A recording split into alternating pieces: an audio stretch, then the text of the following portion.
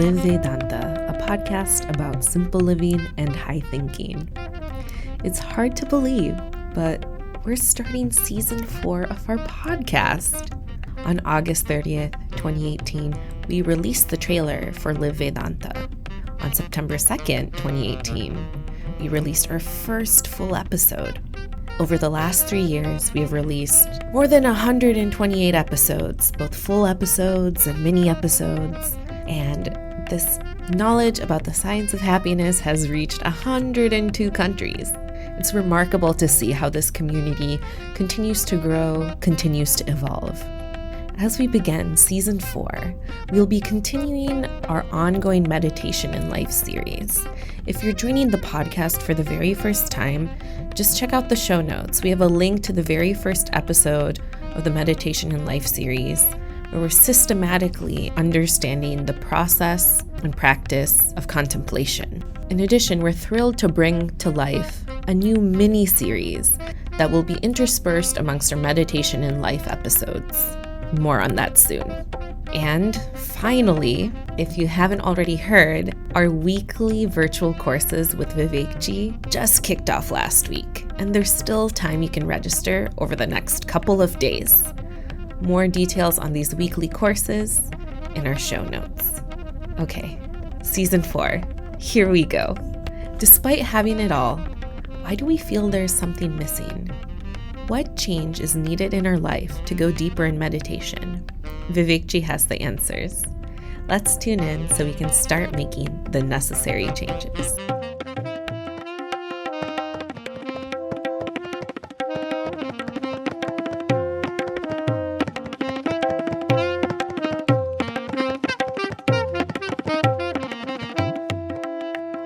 Hariom and greetings from Niagara Falls. Listen carefully. A mind free of thoughts, merged within itself, beholds the essence of Tao. A mind filled with thoughts, identified with its own perceptions, beholds the mere forms of the world.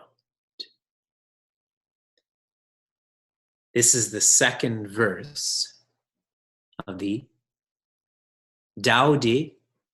It's spelt Ching, pronounced Chung, by Lao Tzu. And this is very much in line with what we've been exploring. As long as we are immersed in the forms and the names, the world is real and infinity is unreal. When we are able to go deeper than the mind, to light, then the world becomes unreal and infinity becomes real. The deciding factor is thoughts. Our thoughts are taking us away from ourselves. How? When thoughts relate to the past, it's always about what I became. When thoughts are related to the future, it's always about what I'm going to become. Became and become are both ego. And when I let go of the reality of thoughts, whether that's the past, whether it's the thoughts itself, I start to be. I start to be silence. I start to be freedom. Our course is a high form of training. So high that you have to let go of your past, that you have to let go of your own thoughts. And what's amazing about this training is that really this is training in holding on to who you actually are, fundamentally are.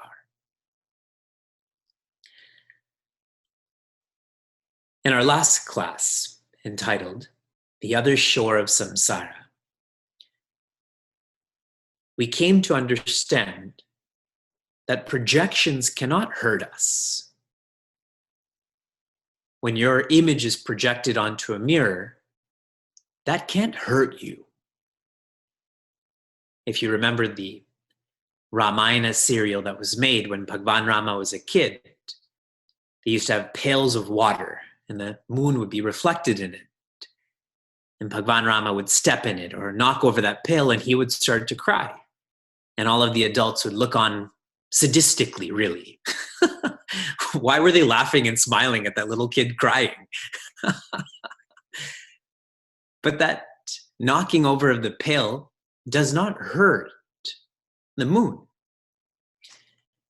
And when we understand this outside, when it comes to a mirror or to water, our thoughts are a projection and they cannot harm us.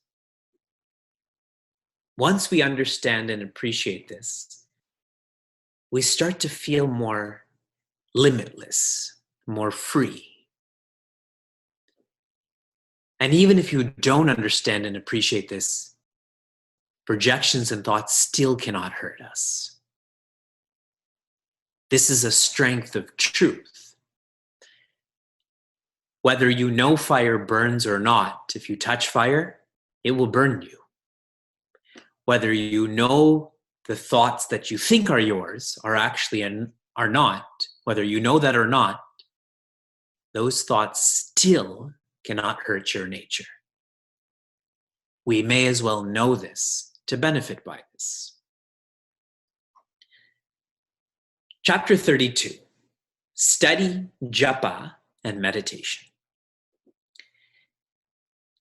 In Brihat Aranyaka Upanishad, Devi Maitreyi, a most wonderful seeker, is having a dialogue with her husband, also a most wonderful seeker. His name is Rishi Yajnavalkya. And she asks him, I have everything, yet don't feel like everything. You also have everything, yet you feel like everything. What is the difference between you and I? And he responds very simply, Atma va are drashtavyaha. I am seeing the self. And here seeing is not with the eyes. I know the self. That is our difference.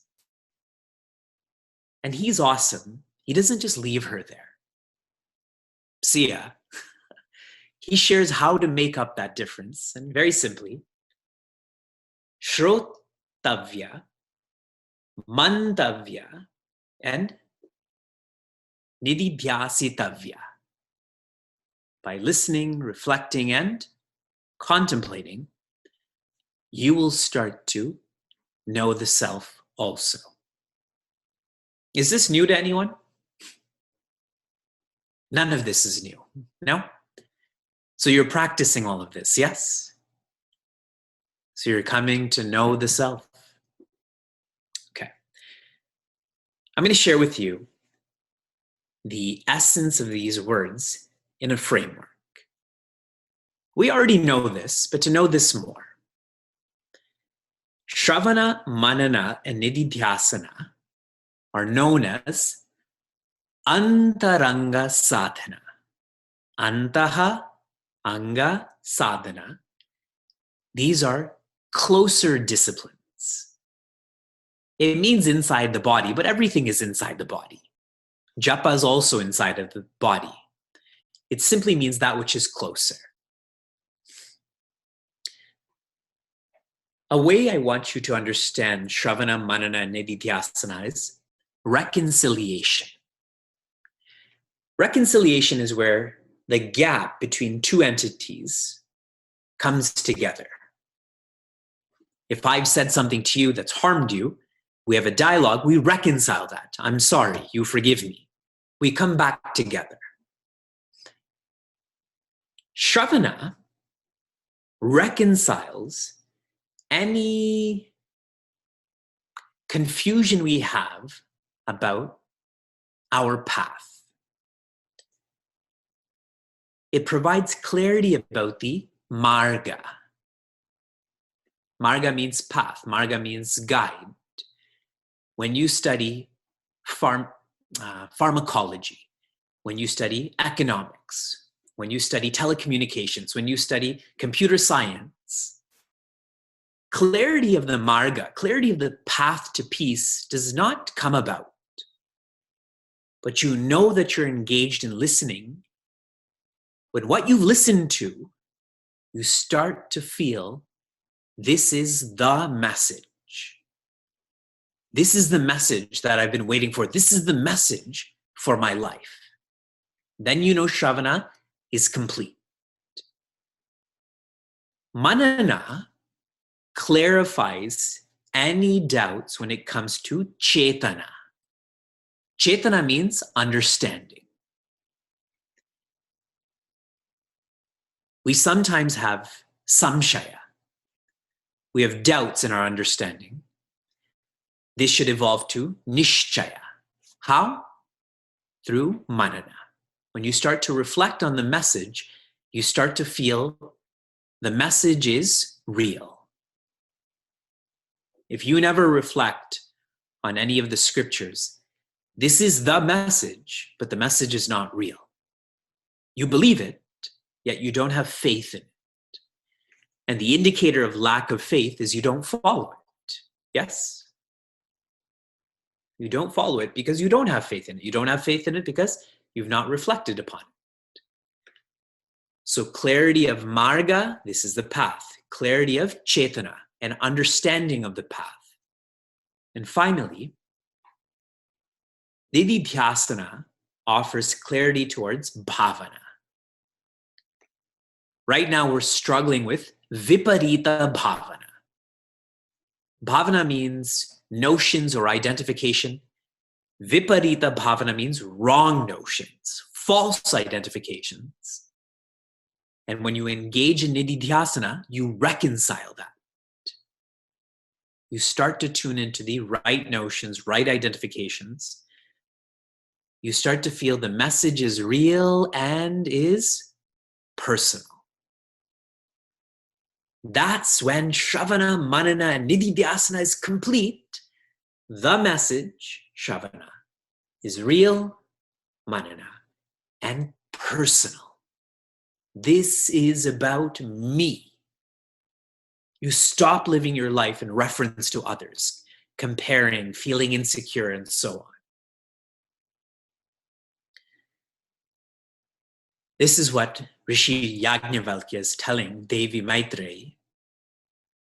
And in another Upanishad, which I've shared with you, you've often heard the words in Vedanta, Priya, Moda, and Pramoda. Priya is the joy you feel when you think of that which you like. What is the best ice cream company in the world? Share with me in the chat room. What is the best ice cream company in the world? I know. I'm a professional ice cream taster.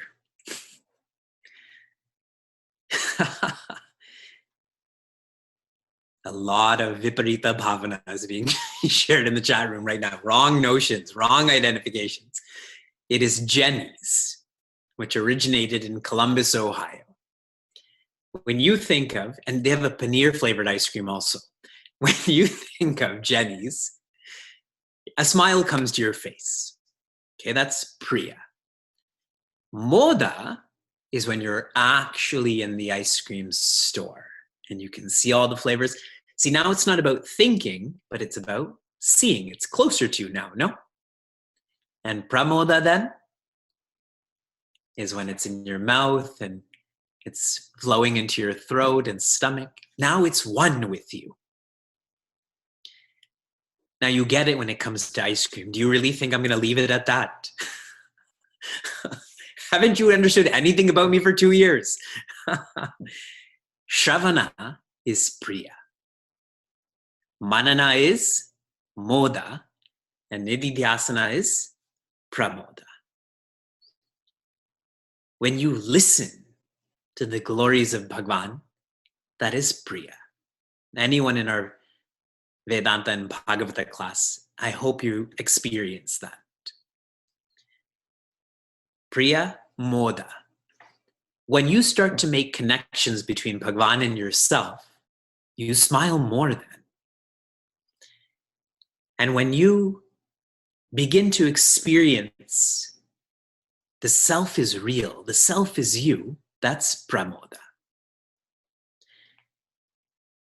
Rishi Yajnavalkya is telling Devi Maitri, you have everything outside, and you think that happiness is coming from outside, which is why you don't feel everything inside.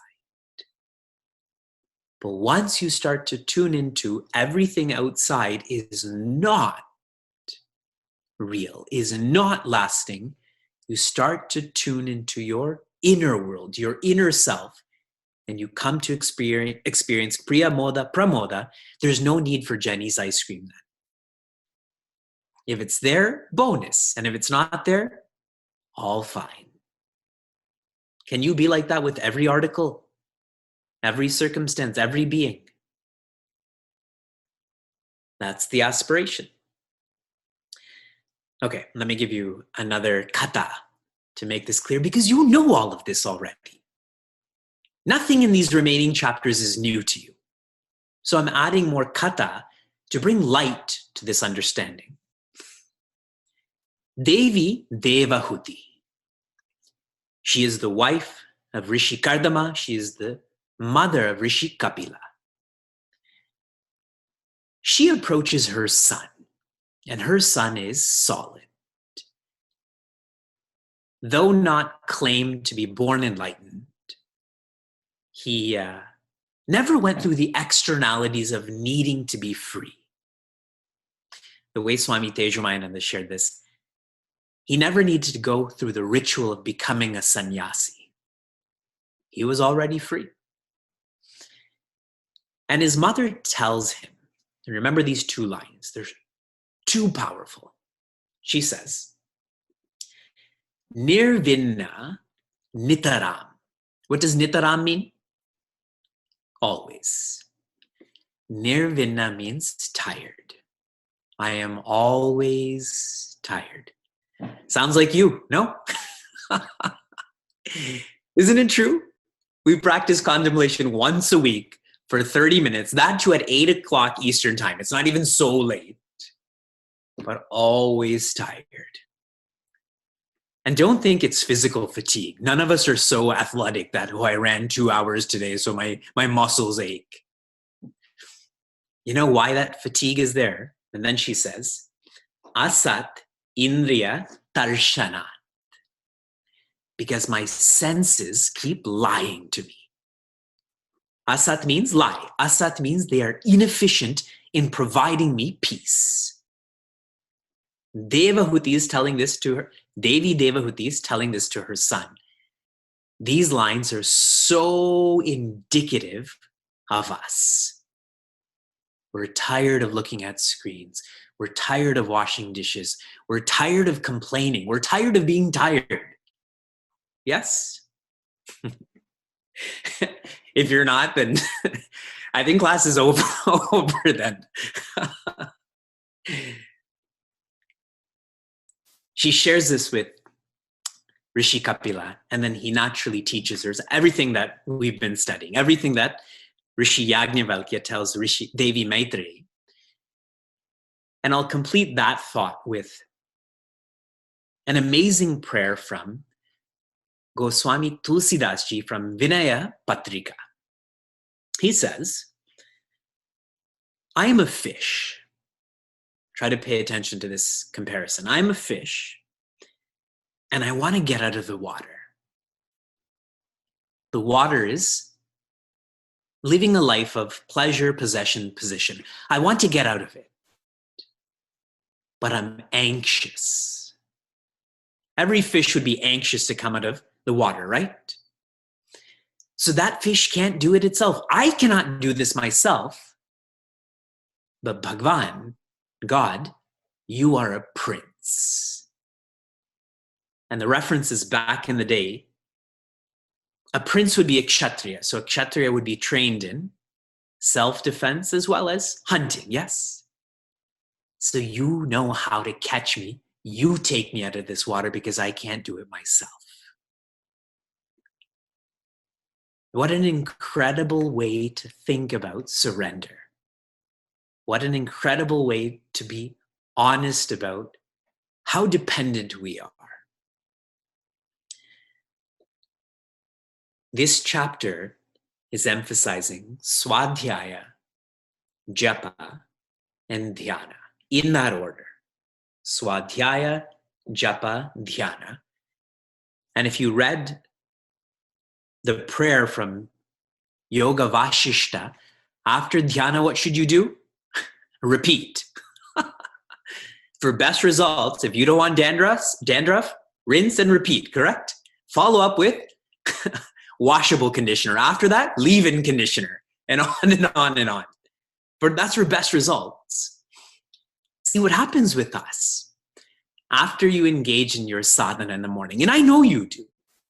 You read, you write, you reflect, you engage in swadhyaya, japa, dhyana. Then, closure. Puja room closed, cash open. Puja room closed, stock markets, we don't know if they're going to remain open, but are supposed to be open, yes? See how there's closure to that experience of Priya Moda Pramoda. We go from Shravana, Manana, Nididhyasana to Jenny's. Yes? There's closure when this chapter is saying there cannot be closure. There must not be closure. Why would you put a closure on your experience of joy? That's what causes us tiredness. We close down that bhava of being a seeker, of being a shishya. Yesterday, I was sharing with all of our devis in our workshop. In satsang, all of our devis are super students. You know, when I reference Lord Dattatreya and Srimad Bhagavatam, yes, the wind is our teacher. Acharya Shankara, the moth is our teacher. But then I bring up Batman Begins. Such an overtly inspiring movie. DC Comics. American cinema. See how there's closure all of a sudden? Only if there's Sanskrit words, then I'll learn. If they're English words, I'm not into it. So many of us are like that. See the subtlety of that closure. And then you get tired. One way you know that you're engaged in this repeat is you're just less tired. Physically is one sense, but more so mentally. When you mentally are not tired, which we call enthusiasm, your titiksha is so grand. People can swear at you and you smile. People can spit at you and you can smile. When that enthusiasm is not there, someone smiles at you. Hey, what do you want from me? No respect, total suspecting of that person. No. Swami Chinmayananda shares that we should all be engaged in vanaprastha. Some of you factually because of your age, everyone else metaphysically because of your sense of seeking. So now, you must have heard this from me 100 times. What are the 2 transitions or shifts that you have to make to become someone who's engaged in vanaprastha? Tell me in the chat room. I even simplified them so there's alliteration.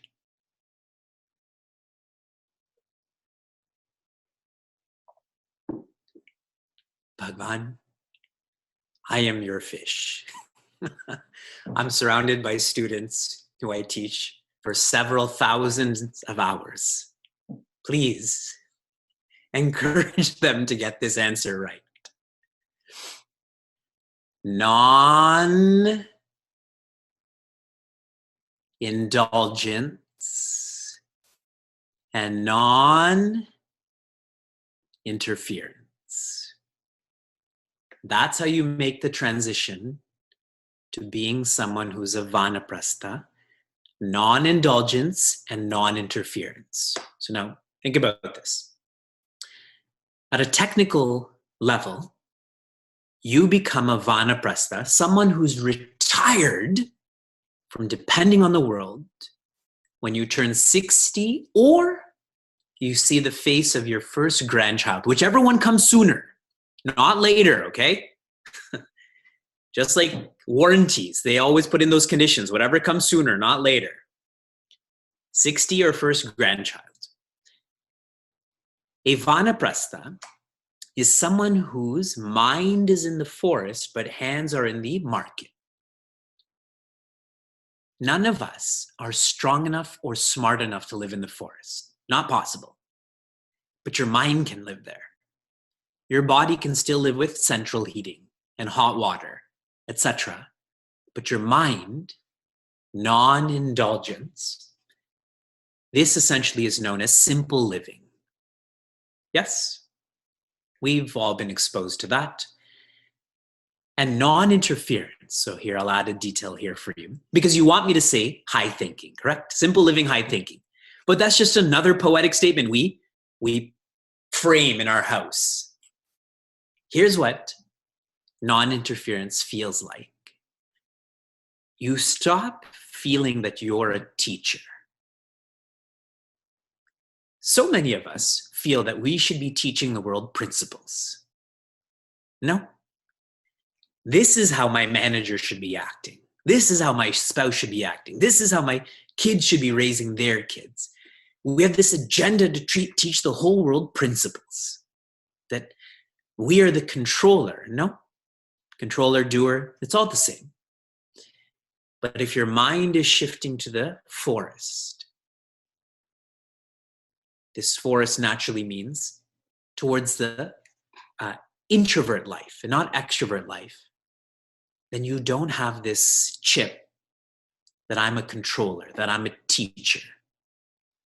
You let go more. You accept more. You go with the flow more. In a very micro example, today I must have invested an hour and a half to try to get Vyasa to nap. And I lost. So I went into Mona. Whenever I lose with Vyasa, I go into Mona. So he was down here and he was climbing on that table and playing near the window. And I was focused on planning, 6 months of camps and changes with all of the world conditions. And he could have fallen. And I was doing the calculation in my head. If he falls, he's going to land on this and he's going to break this, but he won't break. I should let it happen. And I did. I made that calculation and continued with my work. And I was able to focus. Otherwise, I would have been looking back there the whole time. Correct? I didn't let go. So I'm neither there nor here. That if he falls, he's going to hurt himself, but not so serious. He'll learn from that. Now extrapolate and expand that to more and more facets of your life. Last thought. So many people share, whether you like it or not, that you should listen to Bhagavan Krishna and live like Bhagavan Rama. Yes, Bhagavan Krishna lived in the kingdom a lot. Bhagavan Rama lived outside of the kingdom a lot. And the idea here is you should follow Bhagavan Krishna's teachings because the Bhagavad Gita is so overt, so specific, and see how Bhagavan Rama endured so much of challenges, non-indulgence, non-interference. Okay? Reflect on that a lot so that that's clear to you.